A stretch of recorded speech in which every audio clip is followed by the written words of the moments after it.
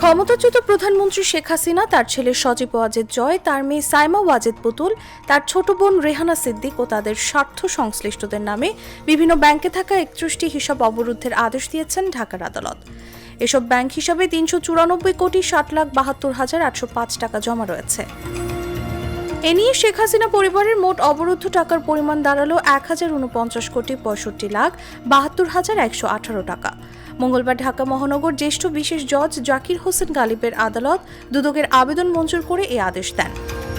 দুদকের মহাপরিচালক মোহাম্মদ আক্তার হোসেন বিষয়টি নিশ্চিত করেছেন।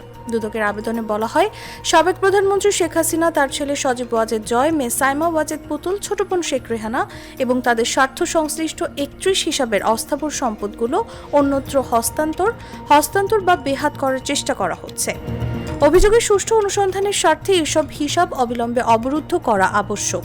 অনুসন্ধান সম্পন্ন না হওয়া পর্যন্ত তাদের সম্পত্তির মালিকানা পরিবর্তন বা স্থানান্তর বা অন্য কোনো প্রক্রিয়ায় যেন হস্তান্তর করতে না পারেন এ মর্মে অবরুদ্ধকরণের আবেদন করেন তদন্ত কর্মকর্তা। এর আগে 11 মার্চ শেখ হাসিনা, তার ছেলে সজীব ওয়াজেদ জয়, মেয়ে সাইমা ওয়াজেদ পুতুল ও ছোট বোন শেখ হাসিনা ও তাদের স্বার্থ সংশ্লিষ্ট 124টি ব্যাংক হিসাব, ফ্রিজ ও শেখ হাসিনার ধানমন্ডির বাসভবন, সুধা সদন সহ তার পরিবারের সদস্যদের নামে থাকা আরও কিছু সম্পত্তি ক্রোকের আদেশ দেন একই আদালত। একই সঙ্গে হাসিনা সহ পরিবারের 7 জনের দেশ ত্যাগে নিষেধাজ্ঞাও দেওয়া হয়। তাসলিমা তিথি, জাগো নিউজ। লিলি হালাল বিউটি সোপ, বিএসটিআই কর্তৃক সনদপ্রাপ্ত দেশের প্রথম হালাল বিউটি সোপ। দীপ্তিময় উজ্জ্বল ত্বকের জন্য।